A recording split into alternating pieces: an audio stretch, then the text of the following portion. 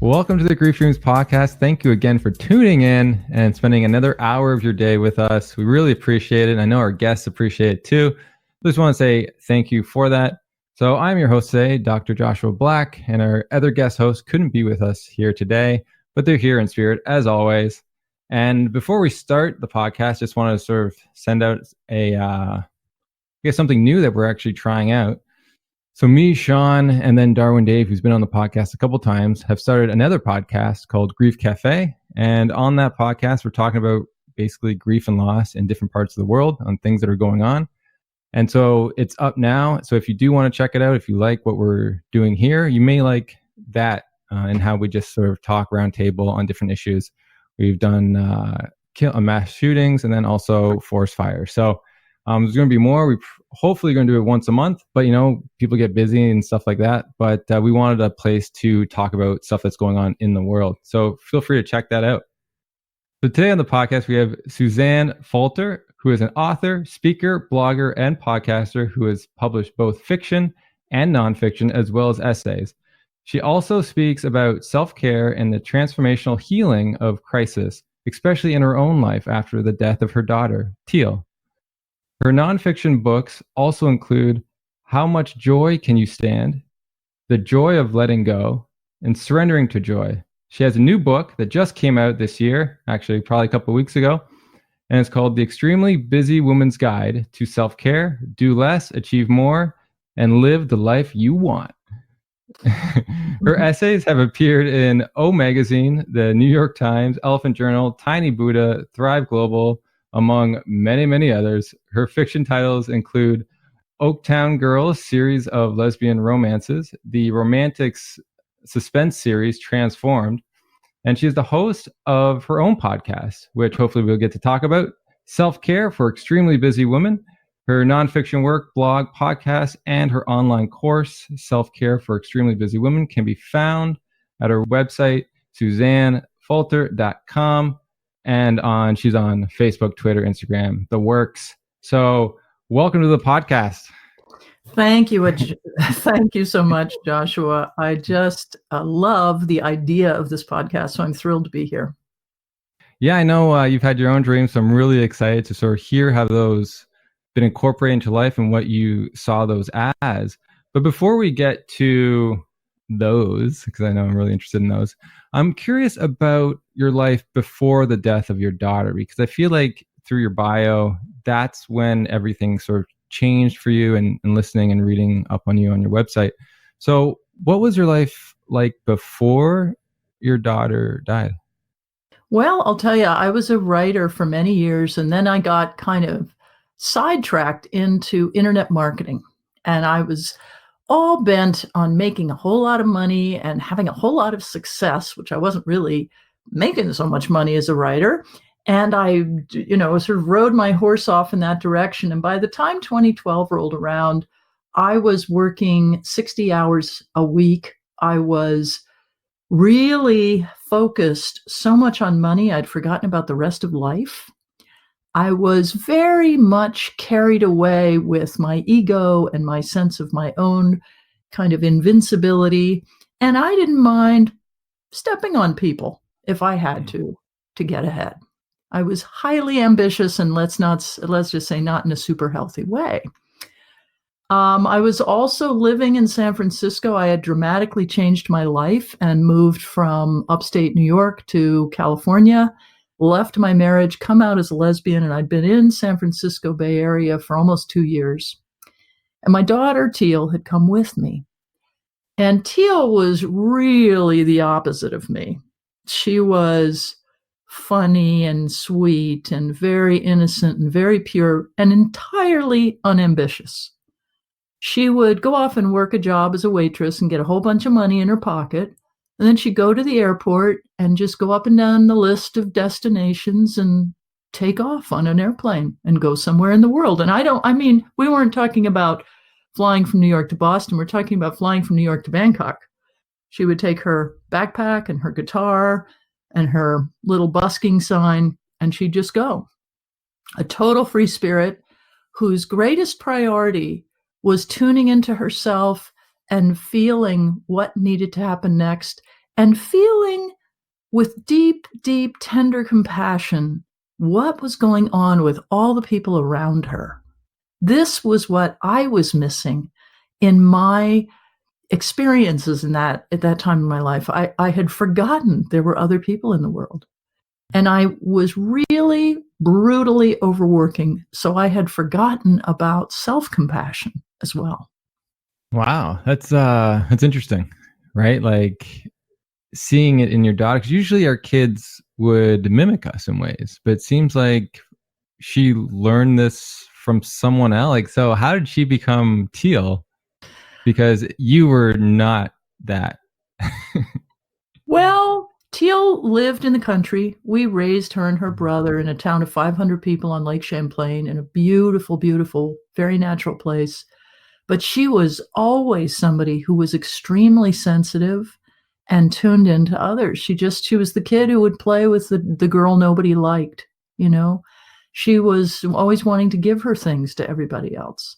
Her friends, as an adult, used to call her Kuan Yin, after the goddess of compassion. So there was a kind of just this was who she was, you know, in spite of me. And you know, sometimes parents and children are different, but we were always very, very tight. This is what's kind of interesting. We were really, really bonded with each other. And it was not surprising that she came out to San Francisco, followed me out there because she wanted to be a healer. Now, she had been working as a blues singer and had gone to the Berklee College of Music, probably the most prestigious place to learn blues singing in the US. And she had gotten a couple of years under her belt and gone off to Austin, Texas, and had a band and did gigs. And then she called up one day and she said, "Mom, I don't want to do music anymore." And I asked why. She said, "I think I'm supposed to be a healer." So she came to San Francisco with the idea that she was going to learn how to be a healer. And I don't know, shall I carry on with her story? Yeah, I'm interested in what she thought healing was, because music can be very healing, right? Well, So of course, right? There's lots of kinds of healing. That's a really good point. And what's crazy about it is she was really, now I want to say she was an epileptic, okay? So she had meds that she was taking to prevent seizures, and she had been taking them for 6 years. And her epilepsy was very well controlled. She'd had a few seizures in overseas, and she'd had a few at home, but nothing too crazy. And what was happening around the seizures was this deep connection to kind of spirituality, really. And, you know, the day before she collapsed, she called me up and she said, "I think I'm going to have a really big seizure." And I said, "Okay, do you want to go to a doctor today? Should I come get you and we'll go down to your neurologist?" She said, "No, no, no. They're just going to tell me they want to change my drugs. And I don't want to do that because these drugs make me feel closer to God." Now, at the same time, maybe 6 months earlier, she said to me, "Something really big is going to happen in the next 4, 6, 8 months that's going to give me my healing gift." She really internalized this idea. And she was also a big meditator. So she was writing in her journal little things she heard in her meditations all the time. And I remember the fall before her collapse, she asked me, "Mom, I'm getting all these little phrases in my meditation. What should I do with them?" I said, "Oh, write them down in a notebook. Just, you know, make a record of them." And I never thought, Joshua, for 1 minute that was going to become an extremely important notebook to me. But it really was. It really was, because that notebook was filled with basically a lot of the information I needed to recover from her death. So she became a healer in the afterlife. I also want to say that another piece of this was what happened was I ended up having dinner with her the day after she said, "I'm going to have a really big collapse."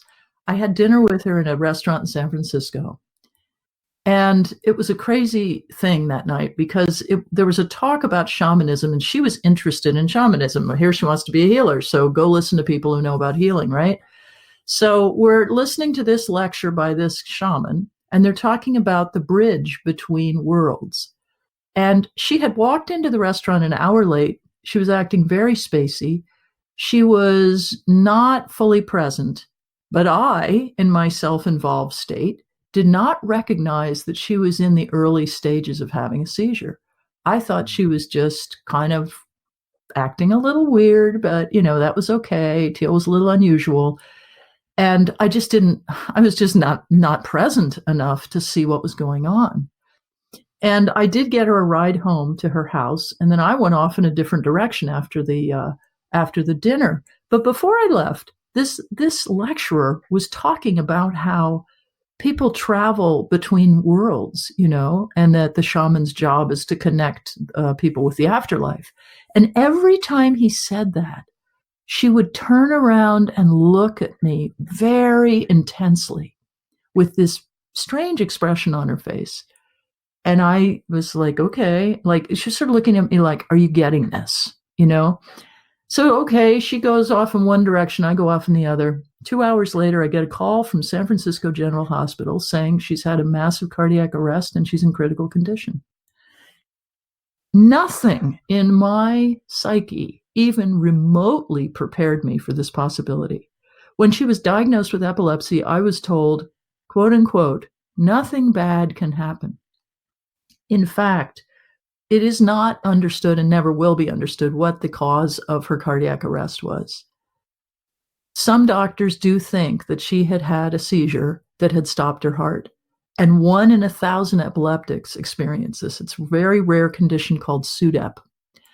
And, now there's consciousness of it. But back then in 2012, neurologists were not saying to their patients, you could potentially drop dead here. So enjoy your life. Like nobody was saying that. It was suppressed information. So I go to the hospital and there she is, and she's just covered from head to foot with all this thermal padding and, monitors and wires, and little machines are beeping all around her. And she's just totally ensconced in medical gear, trying to keep her alive. They had restarted her heart, but she was in a coma. And as I looked at her, I had a profound awareness that she would die and that my life would change, and that this healing work of hers would become mine, and that this is what I had been working towards all of my life. But first, I was going to have to get my act together. I was really going to have to get my act together. I could not be the workaholic, the driven, ambitious person, because the truth was I didn't even like the work I was doing. It wasn't really like what I was born to do. It was just something I could do. All of that just came raining down on me. Here's my daughter. She's now going to die. My life is going to change, and I have to become the healer that she wanted to be. So 6 days later, we took her off life support because it was finally deemed at that point that her brain had sustained damage. She'd been in a locked bathroom, unconscious, without a heartbeat for 15 to 30 minutes. Which pretty much fries your brain. So she couldn't stay alive anymore. And we took her off life support. But because of the way she had died, she was an excellent candidate for organ donation. So we agreed to donate her organs, and we left the hospital, and that was that. But a very interesting thing happened during that week. I woke up in the middle of the night, and I'll never know if it was a dream or a waking vision or whatever, but I felt her around me. I kind of felt this sparkly energy. And I said, Teal? And she said, hi, Mom. And there she was. It was nothing I could see, but I could hear her. And it was as if, like I said, it was as if it was a dream. It was kind of a waking dream. And it was very clear to me she was trying to communicate with me. And I asked her what was going on. And she said, oh, I'm just trying to reconcile my heart and my soul. I really didn't know what that meant, Joshua. I'll tell you. It was like, huh? What? You say what? And then she said something that was so Tealian, it just killed me. She said, don't rush me. The reason that's particularly funny was because me, type A, driven, get everything in order, make things happen, do stuff. I was always rushing my children. And here she is saying, don't rush me. And then she sort of dissolved, and that was that. And I knew, that we were in a process, a really big process. And a week before that, it's so interesting. A week before her death, or before her collapse, I had dreamt that I was driving across the Golden Gate Bridge with her in my little car, and a big tsunami came up over the bridge and threatened to sweep us away with all the other cars. And we got inside the curl of the wave, and the car rocked a little bit, but then the tsunami just receded, and we were fine. And all the other cars were gone, but we were fine. And we drove across the bridge to the other side, and that was that. And we were fine. And, talk about a foreshadowing of what is to come. Because here we are going from one city to another place. We're on a bridge. It's that bridge that the shaman was talking about. And we are not devastated by the tsunami. We are just delivered to another place. And that's pretty much what happened as the last several years have gone on. And there have been many more dreams and so forth. Well, that's a very interesting, so you said foreshadowing dream of what happened. When you're going through the process of grief, did you look back and get comfort from that at all? Oh, yeah. You did, eh? Okay. I have to say, I have a practice and have for many years writing my dreams down and then trying to get an interpretation on them. But it wasn't until she passed away that I began to understand what the tsunami dream was about and why Teal was in it, and why were we going from one place to another and so forth. Symbolism is pretty clear there to me. I had another dream maybe a month after her death, in which my father, who died in 1983, showed me a small blue painting. Now, my father was an artist, and he was kind of dressed in these sort of celestial robes, and he was showing me this little painting. And it was of kind of a isolated place out in nature, but it was all blue and it was very simple. And he was kind of nodding at me as if to say I was going into my blue period, and that there was something important and healing about going into this blue period and to just allow it. And it was really good advice because I needed that. I was so bewildered and shocked, and just, I understood on one level what was happening, and on another level, I could barely process it. That's interesting. Yeah, because as a workaholic, I would think that you would just want to continue to work and suppress the emotion. Did you? Did you try? Oh, sure. But it was literally impossible, because one of the things that happens in grief is that the part of your brain that makes decisions and is the executive functioner is disabled. It's overwhelmed by the sensations you're experiencing. And I read, about grief at the time, and I read that it was only going to dribble in as much as you could handle. Because if it dribbled in too much, you would just be on the floor and really disabled. So I wrote, I had just ended my business, actually, because it had so burned me out and I couldn't go on. And was wrapping it up at the very time of her death. But of course, being a workaholic, I had another business all ready to go in the wings. And 2 months after her death, I tried to launch that business. And I could barely teach the courses that were the basis of the business. And not that many people signed up, and the whole thing was sort of a dud. And I was just dragging myself through the broken glass of what my life was at that point. And I realized I needed to stop, but I was afraid to stop. It's exactly what you said. I was afraid to stop. And finally, about a month later, a friend who was a business coach said to me, a Canadian, as a matter of fact, said to me, "You really got to stop." And I said, "Oh, I don't want to," but you can and you should. And that will be better for everybody if you do. And I could really see that. I could see that I had not really served the people well who were showing up to do my work. So I said, okay, I'll take a month off. And then that became 2 months. and that became 6 months, and that became 2 years. And I took 2 years off and didn't work.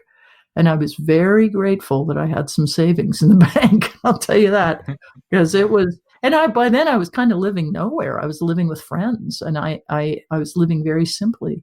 And that's what I wanted. I just wanted to like have a little room I could shut the door and do nothing all day. And that's what I did. That's so interesting, from going one extreme to the other. What were the difficulties in that? Because I know you're trying to teach people about letting go and surrendering, and that's basically what you're basically forced to do. Yeah. Was it difficult, or was it just a natural process once you decided this was the plan of action, that it just was able to just take over?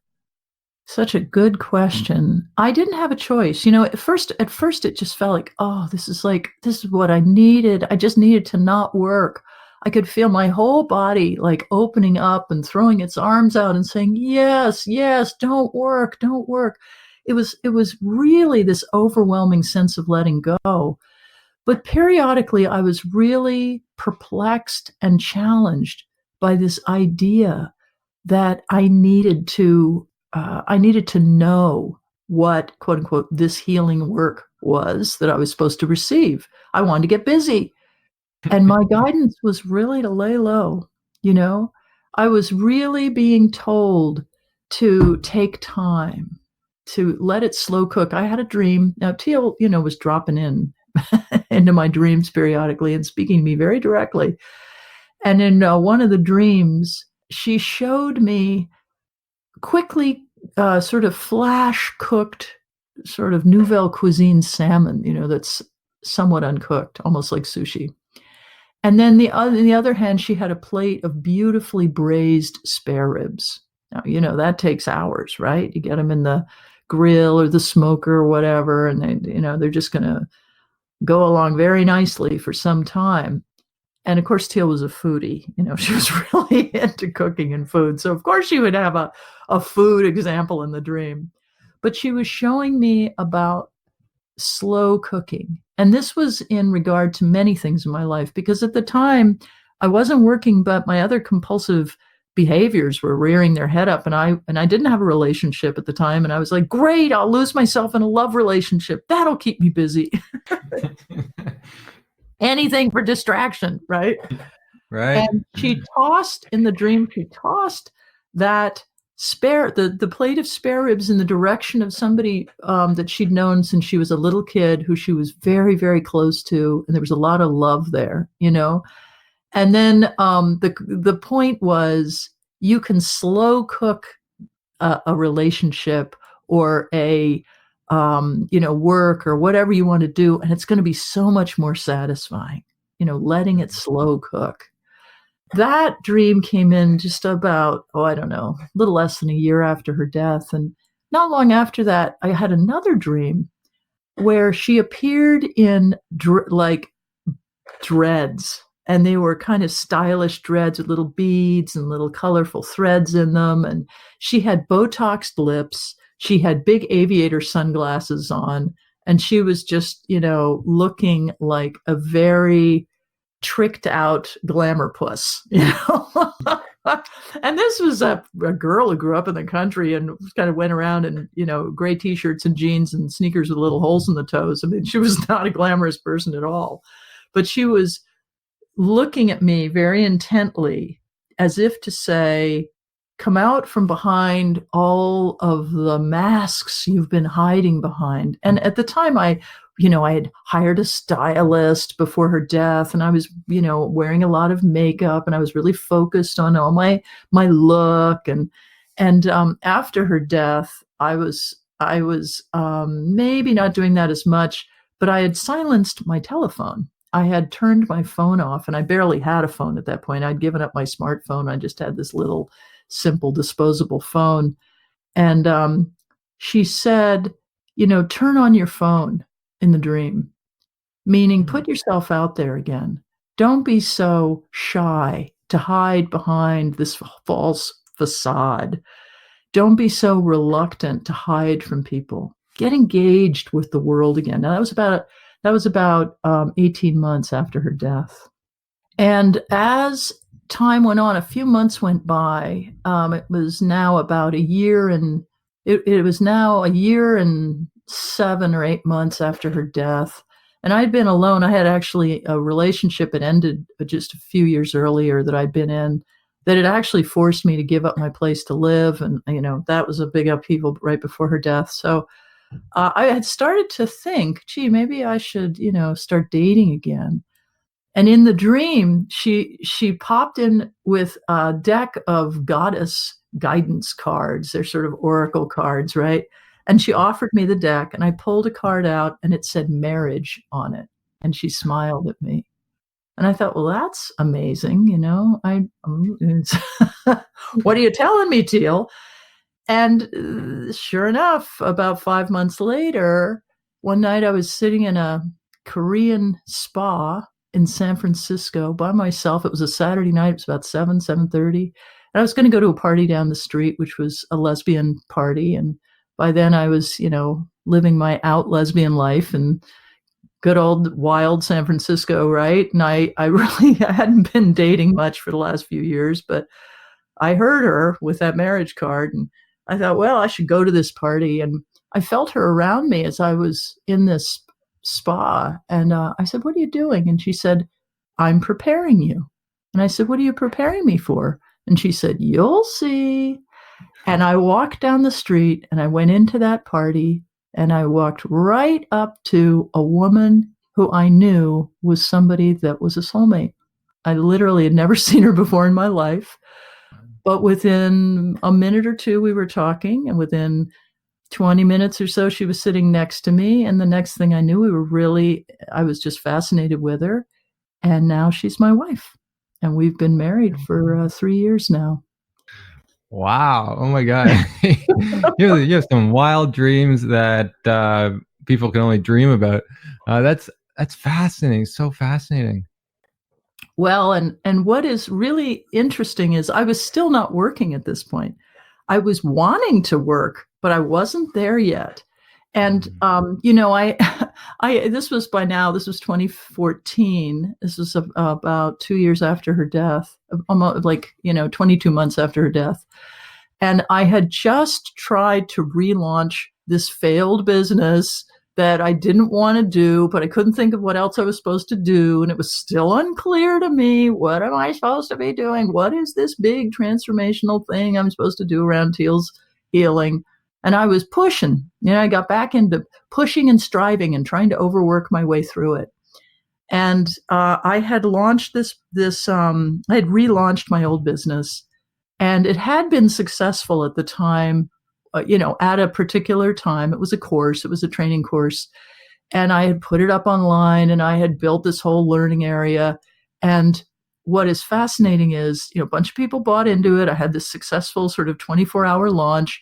And then the next morning I woke up, and the site had been hacked into, and the learning area had been totally corrupted. And people started dropping out. And one by one, every person who purchased the course dropped out within the next 48 hours. And the site was hacked into 5 times in the next week.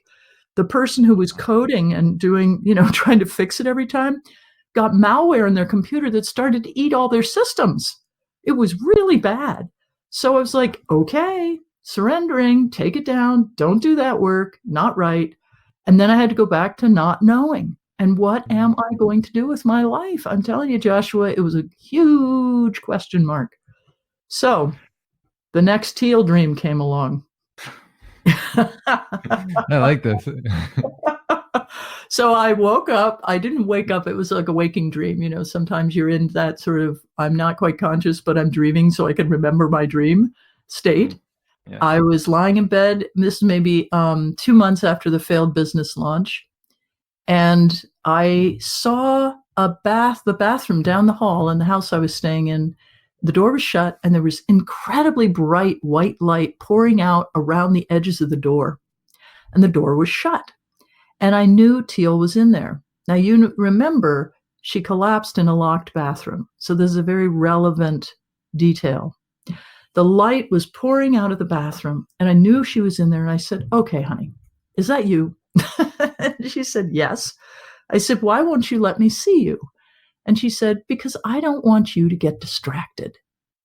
And I said, okay, do you have a message for me?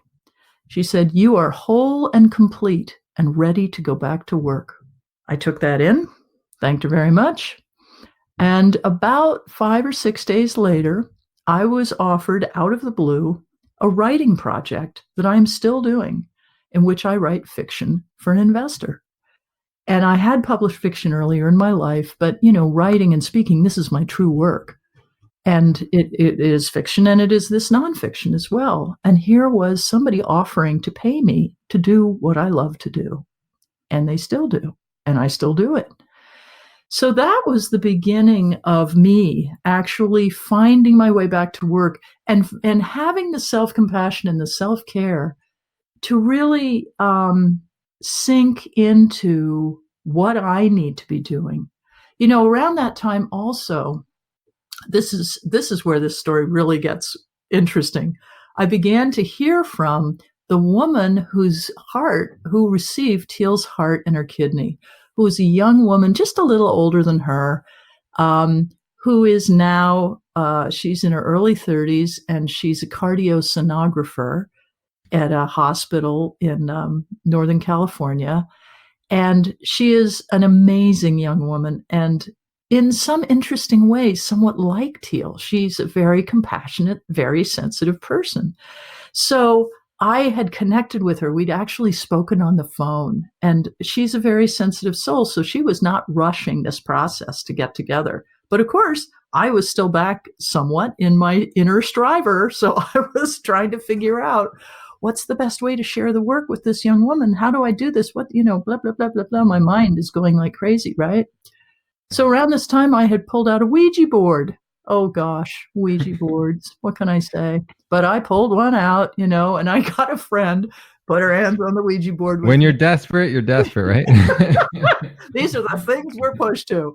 So I'm on the Ouija board with my pal, and we're talking to Teal, and, she shows right up and spells her name out. And she's, I'm trying to get clarity about, should I invite her to speak with me? What should I do? And she was like, give this poor woman some space to show up, right?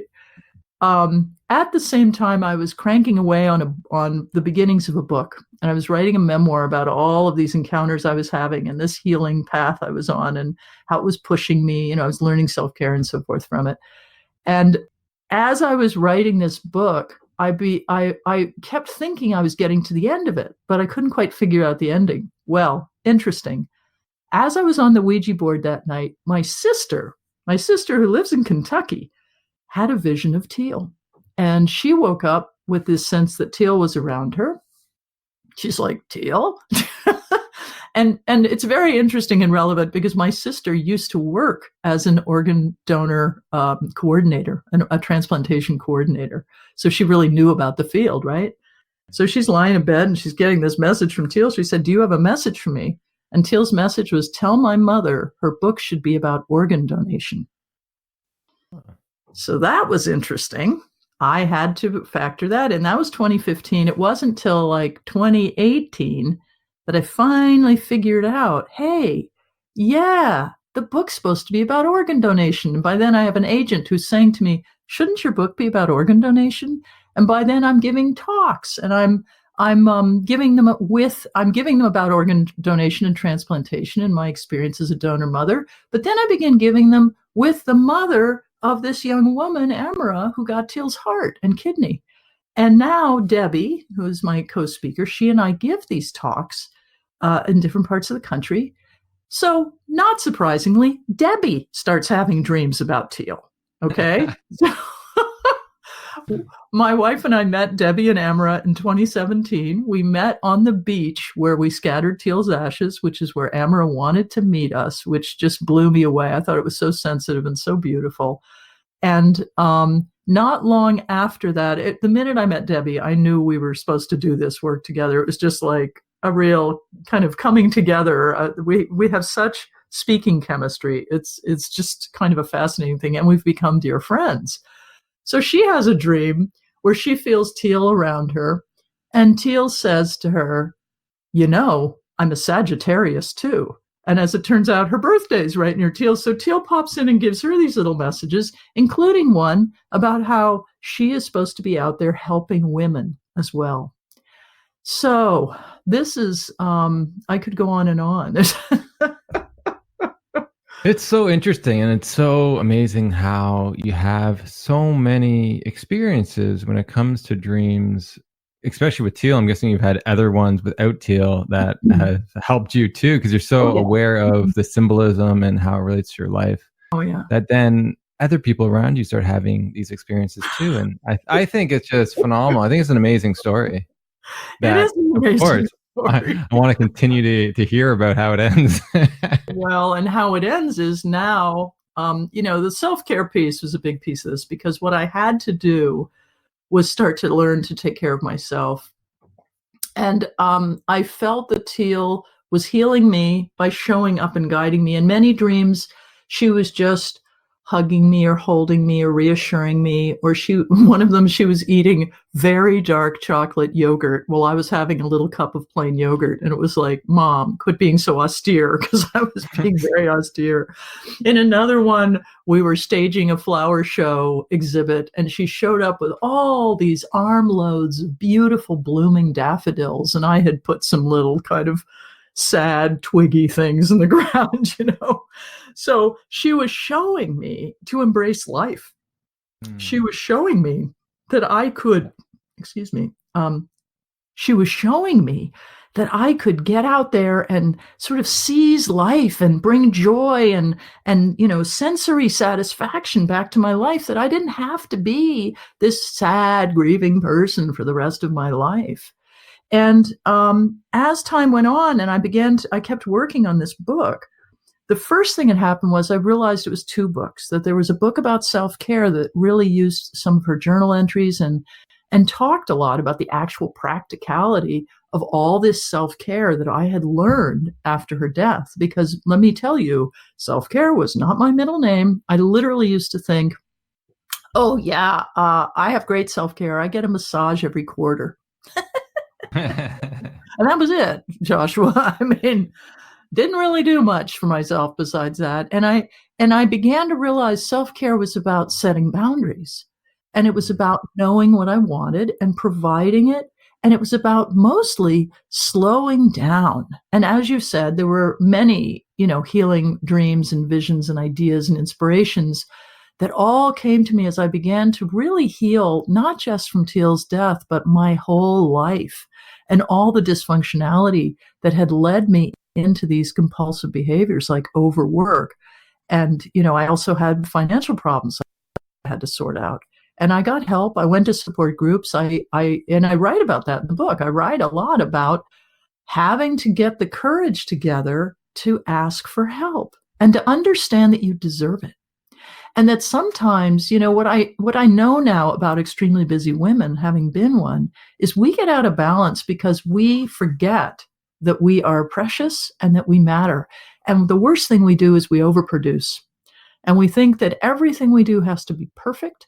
We think everything we do has to be produced far more excellently than anybody else would. And so in doing, we lose the little bits of relaxation and ease that our life could have. Just because you have a job and a small child doesn't mean you have to be frantically busy. It could mean you set your life up to get help with just enough so you can take some time for yourself. It could be that you have other ways to deal with the pressure besides, say, drinking a whole lot of Chardonnay or, drowning in chocolate. It's like there are ways to deal with life that are make it copable no matter what you're going through. And that's what I really learned in that 2-month period that I put into this book. And now, as I speak, what is really interesting about Debbie also went through she went through 8 years of not taking care of herself because she was trying to keep her daughter alive. Her daughter had congestive heart failure and was literally almost died 3 times and had countless surgeries. Debbie was having to go from the Sierras, 4 hours south to San Francisco every time her daughter had to be hospitalized, because that was the only place where the care was sophisticated enough to really help her. That's where her cardiologist was and her heart transplant team, et cetera. Finally, she got her new heart and Debbie's life changed. And suddenly she looked around and realized she was in a lousy relationship. She was doing a job for an abusive boss. She didn't have any time for herself. And she even needed a hip replacement. The woman got a hip replacement within 4 days of her daughter's final sign off from her doctor. Suddenly the relationship and the job ended. She fell in love with a new guy. She got a much better job. I mean, this is a story of self-care coming as a result of crisis. Now, I want to say to anybody listening to this, if you feel your self-care is poor, you do not need a crisis to push the reset button. And that's why I wrote The Extremely Busy Woman's Guide to Self-Care, because it's really the toolbox for going in and redesigning how you're going to live this life so it really works for you. That's what I got to do in pulling myself together after Teal's death. Wow, I think it's amazing. I think the whole story is amazing. And then meeting the donor. I don't know if that's common or not. Is it common meeting the individual? It can happen. I wouldn't say it's common. What's really unusual is to strike up a true friendship. And it's particularly unusual that we're both people who are speakers and who can go out and actually communicate about this with people in a way that is meaningful. Well, and have learned like similar lessons in the aftermath. That's amazing. I know. And just, it wasn't bad enough that Debbie's daughter had this terrible disease that really, took her through the ringer for 8 years. Then her house burned down in Paradise, California, and she lost everything. She lost her place of employment. She lost her home in the worst wildfire in California history. And that was just last year. Today's the 1 year anniversary, as a matter of fact. So, she knows. And what I love about this woman is how inspiring and resilient she is. People say I'm resilient. Well, I think Debbie is far more resilient than I am. She's really rocking it. And that is not just denial of grief. That is embracing grief and going into it with an attitude of, what can I learn here? How can I change here? What can I bring to the table that will help me and then potentially help other people? They have a phrase in the grief circuit that probably other people have said on this podcast: you either get better or you get bitter. And, I chose better. Really needed to. Yeah, it's really based on where you are in that moment, because there's probably times you're bitter. And then somehow it changed to better. And you're like, where did that come from? Because I know when my dad died, it was 3 months there that, there's just nothing. Nothing joyous. And then all of a sudden I had a dream of him and the world came back and new purpose, new life. And it's just like, it's amazing how certain events and certain timings of things can help us without us knowing it, and I think that's where your surrender comes in, is that you feel that there's something else beyond you that can help, right? Like, we don't know the answers, but if we keep our eyes open, like what we need will come to us soon enough. I have to say that because I had that vision of Teal when I was in the hotel while she was in her coma before her life had actually ended. And she was saying to me, I'm reconciling my heart and my soul, which I now understand means I'm getting ready to give my heart up, Right. I understood that there was a purpose from the very beginning, and I feel really fortunate that I've had as much connection with her as I have. I will say I never have experienced the anger that a lot of people go through with death. I just never have felt it. I always felt like it was important, that it was what needed to happen. It didn't mean I didn't grieve. I've been hugely sad. I cried for 2 years straight. I'd have to have a box of Kleenex in my car so I could sob while I drove, But it didn't mean I was angry. I mean, they say anger at God is a big phase you go through with grief. I never experienced it. And I was in a really great support group for people who'd lost kids. And there were people in that group whose children had died through various different means. And we were all different, but we were all united by this particular horrible experience. And I have to say, not only did I have the fortune to feel very connected with her, but the transplant, I was in that group at the time that I connected with Amara. And when I came back to the group and reported and read her letter, she wrote this incredible letter to us about how moved she was to know who Teal was and how she would have been friends if given the chance with Teal, and that she would never take her heart and her kidney for granted. I read these things, and the people in the group said, she's still alive. Teal's still alive. And that's what we all want when we lose a child. It's like we want some way for this person to still be alive in our life. But by doing this work, by sharing her journal, by telling these stories, by writing these books and doing these talks, I am keeping her alive. And I feel very, very deeply that the rest of my life is about sharing Teal's legacy and living her legacy, really understanding that level of compassion that she had, really Wow. connecting deeply with other people.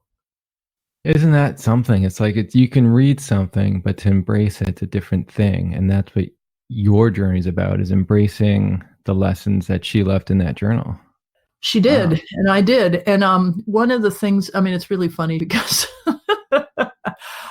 when I was an internet marketer, I was, out in the front of the room. I was this kind of flashy babe, and I wasn't particularly interested in people and their stories. Then I was given the message in a dream, again, to start a group on Facebook for women who wanted self-care. So I started this little self-care group for extremely busy women, because this is who this work is for. And that group's been around more than a year now, and there are a lot of women in it, and they share very vulnerable things. And I work very hard to keep that a safe space, and I interact with absolutely everybody who posts. And I feel I'm doing Teal's work there, because I can really, they're sharing hard things. People go through such hard things in their lives, I mean, you'd think losing a child is terrible, but geez, I've read a lot of terrible stuff. And it's, people are having to heal from terrible physical problems while keeping jobs so they have enough money for food. And, and we're in there encouraging each other. And we're in there sharing ideas for how we can all have better self-care. And it's a big conversation that is so much about this compassion and this, feeling for other people. And it is actually something I do all the time. I'm all day long. I'm in there all the time. And I realized, God, that's different for me, and I guess that is part of the Teal work. I'm also singing gospel music, which is really fun, because she was a singer, and she was a great singer, and she loved the blues, and she was a trained blues singer. And the gospel has blues elements to it. But I feel so much at home in this gospel choir I sing with. And the degree of joy that I see on the audience members as we're singing, and we're really hitting our stride, and we're like really doing it right. And people are just in the aisles dancing, and they're just joyous and free. And, that's Teal's work. That's it right there as well. And I feel like I just kind of followed the breadcrumbs to that, Yeah, with those people who change us, they're always a part of us. And even if they're living or dead, right? Like, it's just if they've changed us in some way, that we couldn't have been any other way. And I think this is so beautiful about who Teal, and also your new friends with like Deb and stuff, Debbie, yeah, on what that's brought you in your life, and how have you learned to see life a lot differently. Because really, I mean, this, like, you're a workaholic, because we're not trained, and there's nothing in schools to say this is the way. People push the workaholic. You do more, you get more kind of thing. People, and so I think it's great that you're going through this journey and you're able to share it. And I'm so happy that the dreams were a part of it. It just sort of like showcases the importance of dreams in people's lives. And Oh, I yeah. don't know, would you say dreams have been an influential part in you being who you are today? Oh, 100%. 100%. Even as technical as, February of this year, after I'd already done my book deal and I was getting ready to turn in the first draft of The Extremely Busy Woman's Guide, I was woken up by a dream with my guide saying, don't forget to put Teal's quotes in there. So, quick revision, put all her quotes in there that were relevant, and off the book went. It's like every day it's a roadmap to greater tuning in to the inner soul and the inner spirit and what we are here to do. Because if we're not evolving and changing, we're not paying attention. We're just not. That's our job, even if the evolution is towards more joy and happiness. Yeah. Well, I sort of see that too, like the joy and also like understanding what love is. I feel that for me personally, it keeps changing every year as I learn more things about self-care and love and being in joy. Things start to change. And so my whole idea of love has changed. As you said, setting boundaries is a part of that, which when I first learned about love, it wasn't, right? Like it's more of that you give everything, right? But now it's right, like it's not true. It's not true. Mom, you lied to me. Yeah, right. Well, and healthy, kind of a healthy selfishness is really what we're talking about here. But selfishness is a negative word, so maybe a healthy self-compassion would be a better way to put it. It's returning your focus to the necessity of tuning in, and of course, writing out your dreams or processing your dreams however you can is such a key part of it. And I really love what you said about love, because I didn't know what love really was either until this phase of my life. I knew, I had a loving marriage and I had these great kids, and I knew that level of love. But then as I began to love myself more and I began to go more deeply into self-care and really practice the self-love of tuning into what my needs are, understanding how to ask for them, taking the steps to give myself a more balanced life, stopping the compulsive behaviors, owning the relationships, owning the emotional experiences. As I began to take those steps, then I could relax and I could really surrender to the beauty of life and these deep relationships that are possible when you really go into this place of balance and wholeness. And that is what Teal was teaching me, because that's how she lived. That's beautiful. That's so beautiful. So I'm curious, since this is, we're in December and the holidays are coming, can you talk about maybe self-care over the holidays for someone who's grieving right now? That's a great idea. Well, yeah, here's the thing. You need to have full permission to go into a room with a door and lie down or sit down and suck your thumb and weep if you need to. I remember I was in Paris 2 years after Teal's death for Thanksgiving, and I was alone, and I went to visit a friend who had me for Thanksgiving dinner very graciously. And I got to her house, and I had to just go lie down on her bed and cry for about 45 minutes before I could join the party. And I did. And I said, do you mind if I use your bedroom? And she said, no, go right ahead. Wow. Which was pretty weird in France. They're not like, us American slobs with all our emotions, but, or I don't know, I can't speak for you folks. You all seem so extremely well balanced and, whole in Canada by comparison. But I'll say that the other thing is it's really important not to isolate yourself. And of course, it's very easy when you're really feeling a lot of grief to not want to be with people. But, people can be a welcome and necessary distraction sometimes. And you may need to balance being with people and being alone, not too much of one or the other. And you really need to be around people who are not going to constantly be saying, oh, how are you? Are you okay? Or ignoring everything as if everything's fine. We want the friends who are sensitive enough to offer us a plate of turkey and a little stuffing and let's go watch the game, and, give us a compassionate hug if we need it. Right? Mm. Yeah, I think, really good friends know what we need, and they can be either based on Yeah. what you want. And I think that's great when it comes to that. And I wish more people had people like that around them. Mhm. And the Yeah. truth is that many people don't. Yeah. And so it's really, I like what you said about slowing down, Mhm. taking that time and allowing your emotions to come up when they need to, and to have the courage to feel them in a crowd. As you said, right? You had to leave, and that's okay. But have the And courage to feel them, right? that's yeah, yeah, and one of the ways you can give yourself the courage to feel your emotions, and this is just a tip for any time of the year, holiday or not, if you're in grief, is to create an altar to the beloved person that you've lost, or dog, or whatever it is. Mm. And, I made a whole lot of altars for Teal. I just actually built her a little Day of the Dead altar on our mantle. But I really found my altar to Teal was a place I loved to hang out. It just felt so calm, and it felt so soothing, and to the degree that I think I mentioned I like to drive around, and while I was grieving, so I also made my car into a mobile altar.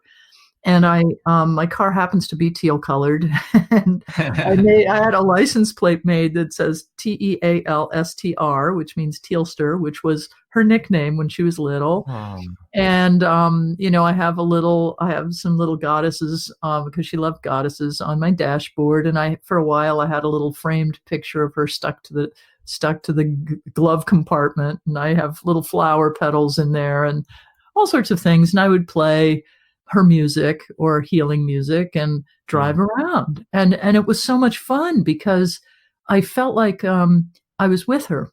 It was like an encased environment that I could dedicate to her. And you might even put a few of their objects in the back seat or whatever. It's a way to engage with their memory and mm. just move with it and grieve with it and remember the happy times and maybe even laugh a little and cry a lot, and just be in this space of grieving, which is an extremely profound and healing place to be, I'll tell you. That's a really interesting thing with the license plate. When did you get that done? Oh, right after she died. And Oh, wow. I took one of her little phrases from her notebook that I mentioned earlier, and I put it on the license plate holder. So it says, "Give fearlessly and you shall never want." And every once in a while, somebody will stop me and say, "I love your license plate holder." Yeah. And in fact, it was really funny because when I picked up the license plate that said Tealstr from the DMV, this was now about 4 or 5 months after she died. It was about 4 months, I guess. And I went to pick it up, and the very friendly lady at the counter said, "Oh, Teal Star. What's that a reference to?" And I broke down sobbing. I told her Oh. what it was. And then she started to cry. It's like I got the DMV going. Oh, Lordy. But yeah, I think is the first time I ever heard of that, and I think it's such a great idea to keep the memory alive and have that continuing bond. And I love how you use your car and your home, just Yeah. different places. And do Yeah. you do anything specific on during the holidays to memorialize them? Do you have like Well a Christmas bulb or something that goes on the tree? well, that's a nice idea. I haven't actually done that. I'll tell you, Day of the Dead really feels like the Teal Day because she would have loved that. And Day of the Dead is a Mexican holiday, um, Dia de los Muertos, and people have these ofrendas. They're little altars that are made, or they can be quite large actually, that are made to the memory of the dead person, and you put their physical objects. I mean, I have her guitar picks and a lock of her hair, and I have her water bottle and a scarf that she wore, and I have various items. And I could have made a really big ofrenda with her guitar and her busking sign and all kinds of things. I've seen them with people's glasses and their favorite foods, and a plate of their favorite tortillas or whatever. That's just really cool, I think, because it's a special holiday where you make this temporary altar and you really are with the spirit of that person that day, and you're thanking them and you're really honoring them. my Mexican friends tell me about going down to the cemeteries and dancing around the graves and playing music and having parties and people are drinking and it's celebratory. That's what I love about that. At Christmas, I don't have a particular Christmas ritual around Teal's life or death, and we might say a little prayer. We have a mixed marriage. My wife's Jewish, and she's a cultural Jew, and I'm not really. I'm kind of a spiritual, not religious person. So we don't have a big ceremonial thing. We really do more music around Christmas, and that's a very Teal thing. I mean, you're making me think maybe now I should have a little memorial Teal Christmas thing because her birthday was a week before Christmas, so we're probably more likely to remember her then. Right. Wow, so interesting. I just like chatting. I know I could continue talking with you for a while, right. But we should only make this about an hour and a bit. Oh my gosh. So yeah, so one of the last questions I'd like to ask is the question we ask everyone, is that if you could have a dream over the holidays of Teal or of someone else that has died, and what dream would you want to have? Gosh, what a great question. Well, some of my favorite dreams with Teal, we've been hanging out together and we've been watching TV. I'd like a dream where Teal and I are cooking and playing music together, because those are my times when I visit with her. And, that would just be really fun. So what kind of cooking would you do around the holidays? Would it be like, is there like a Christmas dish or something She was the queen of chocolate cake. Let me tell you, that girl could make a chocolate cake with a beautiful kind of burnt caramel brittle around the outside, a deep dark chocolate buttercream frosting, a really nice chocolate layer cake, very light, multiple layers. She could really do that, and she knew how to decorate. She'd studied cake decorating because she was all about fun, right? So let's just go right into the frosting. Yeah, that's probably what we would make, is a really great chocolate cake. And now I'm thinking I have to do that. You're making me hungry. I know, I'm making myself hungry. That's cool. Hopefully you have that dream, and hopefully she gives you some more quotes, because the journal will run out sooner and later, and so hopefully you can get some more quotes through your dreams. You know that there are more than 250 quotes in that notebook. Wow. I'm not going to run out anytime soon, I'll tell you. Well, you can make one of those day calendars with almost a quote every day. Yeah. I'm thinking about it. Once the memoir is out there, we'll see what comes from it. But I just really love sharing this work with people. It is her legacy, and she was so extraordinary that it's really worth it. A very unusual person, and I was privileged to be her mom. That's nice. It's beautiful to be able to talk to you, and I could see that from how you talked. And it'd be interesting to have talked to you whenever, like before all this happened, to see who you were before. My nasty, gnarly former. Yeah, because I really do like seeing people change, but you've already changed, right? So it's like, yeah, I'm sorry. I'm like, I like it, but I don't, I can't imagine you the other way, kind of thing. Oh, well, great. All right. So if you could talk about a little bit about where people can find your books, where they can find you, and your podcast, which we didn't. Oh yeah, I'm happy to share it. My podcast is called Self-Care for Extremely Busy Women and Men. You can listen to. It's really it's on every major platform, podcast, Stitcher, iTunes, etc. The book is called The Extremely Busy Woman's Guide to Self-Care, and that's on Amazon. And if you go by my website, you can sample the first 4 chapters for free from the homepage, which is SuzanneFalter.com, SuzanneFalter.com. And I also have this awesome Facebook group, which is so great. It's the Self-Care Group for Extremely Busy Women. That is just for women. And come on in and hang out. You let us know you'd like to join, and we'll pop you right in there. And it's a promotion-free space where people can really share their feelings and they can support each other. So I'm just delighted to have spent this time with you, Joshua. It was a great show you've got here, and such an interesting subject. I'm really into it. So thank you. Oh, thank you. You had so much to share, and I'm always excited when people have these stories because usually you don't get a chance to share them yourself. Mhm. And for me to hear them, it's just like, yes, like this is out there. I know this stuff's there, but it's like Yeah, to get someone to talk about it openly, that's the beauty because so many people don't ask the questions or don't may not understand the significance of these dreams in people's lives. And you yeah. can just by what you've said, we spent like 50 minutes just on how these dreams are such a big part of your life. And it just showcases the importance that these dreams can have in someone's life as they move through grief, but also the world after that. So I just think it's amazing that you've had these experiences and you're willing to come here and share. So thank you. Thank you. That's fantastic. Great conversation. All right, just to end with our stuff now, if you want Yeah. to know more about these grief dreams, you can go to griefdreams.ca, and there's a bunch of stuff on there from common questions I answer. We also added a donation button there, so if you want to donate to the podcast, you're welcome to do that. We also have a Facebook group too. It's for everyone, not just women. and and there you just basically you can share your dreams that you've had of your deceased loved ones, and you can also comment on other people's dreams that they shared. So if this is of interest to you, it's a great place to go. Also, Twitter and Instagram at Grief Dreams, and then you can also find us at the Grief Dreams podcast on Instagram too. So, with love and gratitude from us to you.